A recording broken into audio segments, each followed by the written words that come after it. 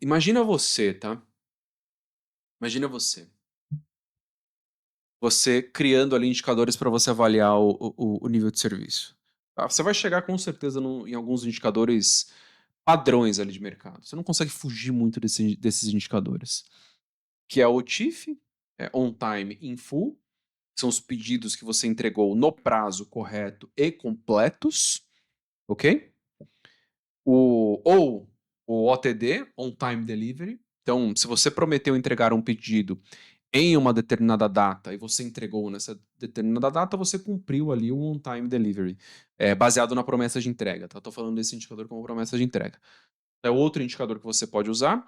E aí tem um terceiro indicador que é o order fill rate, que se você tem um pedido com 10 itens e você entregou os 10 itens, você entregou o pedido completo, então o order fill rate aí foi de 100%. Se você entregou 7 de 10 itens do pedido, você entregou 70%, o order fill rate foi de 70%. Então, são três indicadores possíveis aqui, tá? Três indicadores possíveis para você trabalhar. E você pode ter variações aí desses três indicadores, como eu falei, baseado na promessa de entrega. Você pode olhar esses indicadores só dos itens make to stock, enfim, tem várias coisas. Você pode, por exemplo, olhar parte separada ali dos itens make to order, enfim, tem várias formas de medir, tá? Perfeito? Então, mas eu vou falar sobre indicadores de serviço mais para frente. Ok, tá? Mas o que a empresa ganha com isso? Tá? Melhorar o serviço? E o que ela ganha com isso? O que ela ganha com melhorar o serviço? Isso precisa ficar claro para você. Pelo seguinte, deixa eu dar um outro exemplo meu, tá? Para você entender. É, é, você precisa ser capaz de saber qual o nível de serviço ideal, ok? Baseado em outros indicadores. Eu vou falar, você vai entender isso ao longo da aula. Qual o nível de serviço ideal e quanto custa esse nível de serviço? E aqui eu não estou falando sobre aquela tabelinha de nível de serviço, com estoque de segurança e tal. Não é isso. Vai muito além disso, tá? Mas muito além. Você tem que ser capaz de cruzar outros indicadores aí. Então, o que a empresa ganha com isso? E esse é o grande problema, entende? A maioria dos profissionais para nessa parte. Tá? Tá legal, melhorei o serviço. E aí que você melhorou o serviço? E aí, qual que é o impacto disso? Então, a maioria dos profissionais para nessa parte, mas se você está aqui, você não é a maioria, tá? Você não faz parte da maioria. Então, você precisa dar mais um passo para você entender como esses indicadores têm impacto direto nos três macroindicadores que eu já falei, né? Caixa, lucro e venda. Não sei se ele vai ter impacto nos três, mas ele pode ter impacto nos três. Ok? Ele pode ter impacto nos três. Pode ser que ele tenha impacto em um ou dois. Tá? Então, você precisa dar mais um passo para entender isso. Como que você faz isso? Tá? Como que você faz isso? Primeiro ponto, ele é conceitual. Tá? O primeiro ponto é conceitual. E, e isso você consegue entendendo modelos de negócio. Tá? Parece complicado, mas não é complicado. Eu vou explicar de forma simples. Tá? De forma bem simples e você vai compreender com clareza o que eu estou falando. Pensa o seguinte, pensa você chegando no mercado, então você vai lá comprar arroz e feijão no mercado, tá? Vai comprar arroz e feijão.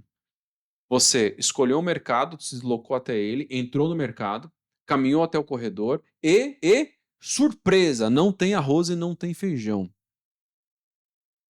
Tá? Não tem arroz e não tem feijão. E óbvio que são itens make to stock, feitos para estoque, eles têm que estar na prateleira do mercado, não são itens feitos sob encomenda. Você não vai lá no mercado encomendar arroz e feijão, eles são make to stock, eles têm que estar lá disponíveis para você pegar e comprar. O que acontece? Qual o indicador que você usa? Pode ser o order fill rate, tá? Zero, tá? Você pode utilizar esse indicador aí para itens de estoque. Então, você pegou o indicador de nível de serviço, ele foi zero. Tá? O que acontece aqui? Você perdeu pontualmente uma venda e você perdeu margem de contribuição. Perfeito? Aqui é fácil de medir, tá? Só que é fácil de medir, só que Poucas empresas medem as vendas perdidas desta forma, medem o stock out, quanto tempo você ficou sem estoque, consequentemente, quanto você perdeu de venda. Poucas empresas conseguem fazer isso direito. Pouquíssimas empresas. Porque você tem que cruzar ali, o cliente comprou um item substituto ou não comprou? Tem um item similar que teve uma venda maior? Então ele compensou parte do problema de não ter esse outro item. Então, você perdeu uma venda, tá? Só que você tem que conseguir medir isso. Quanto que você perdeu de venda? Então, qual o ponto, tá? Você vai saber que tantos pontos de order fill rate e você aumentar, você terá tantos pontos a mais em venda. Você consegue fazer esse cruzamento. E é diferente você comunicar isso para a empresa. Então, isso é conceitual. Estou dando um exemplo conceitual. E além disso, você perdeu margem de contribuição também. Tá? Que você deixou de vender, deixou de lucrar, e aí, consequentemente, você deixou de utilizar aquela loja no nível máximo que ela poderia ser utilizada. E aquela loja tem um custo fixo. Se você não vendeu esse arroz e feijão, outro produto que foi vendido precisa pagar o custo fixo dessa loja. Então, outro produto vai ter que compensar essa margem de contribuição. Então, você também perdeu margem de contribuição e, consequentemente, você piorou a rentabilidade daquela loja. Tá? E da empresa como um todo. Ok? Então, ficou claro que para você, nível de serviço, no caso a gente está usando o indicador de Order Fill Rate, ele tem impacto direto nas vendas e tem impacto direto na margem de contribuição. Pontualmente. Só que aí eu vou além, tá? Porque você é um profissional diferenciado, você está aqui assistindo, você é um profissional diferenciado. Eu vou além. Um cliente mais crítico não volta mais nesse mercado. Onde já se viu faltar arroz e feijão, pelo amor de Deus, onde já se viu, impossível. Que falta de organização, não vai voltar.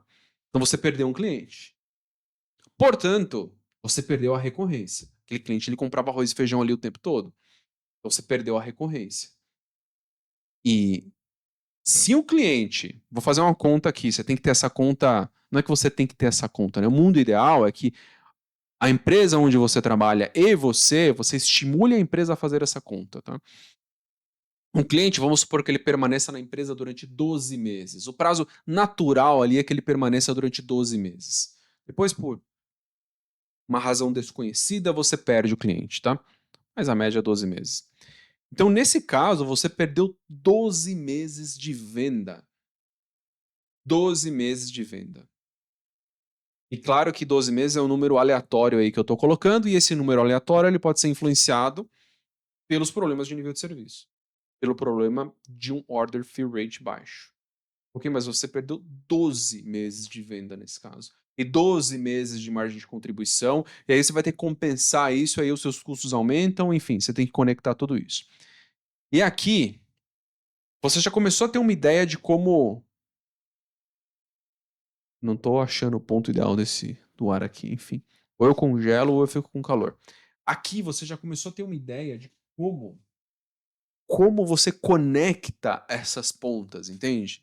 E eu estou dando só um exemplo, tá? E essa falta de estoque, ela moveu outros indicadores. Eu vou dar 3 indicadores aqui, tá? Retenção de cliente. Já falei, né? Você perdeu um cliente. Então, o nível de serviço ele tem uma correlação direta com a retenção dos clientes. E dependendo do tipo de operação que você tem na mão, você precisa ser capaz de medir isso. Mesmo que você tenha uma operação de baixa frequência, por exemplo, um B2B com poucos pedidos, você é capaz de medir isso, tá? Você é capaz de fazer isso, talvez, de forma qualitativa. Se você perguntar para todos os clientes que você está perdendo, por que ele está saindo? É por um problema de serviço, ou por um problema de prazo de pagamento e tal, entende? Você consegue identificar o porquê. Então, retenção de cliente. Então, você precisa também medir retenção de cliente, entender exatamente como o nível de serviço impacta a retenção. Quantos clientes você está perdendo por problema de serviço? Aí você vira um profissional mais diferenciado ainda, tá? Mas muito mais diferenciado. Tá fora da curva ali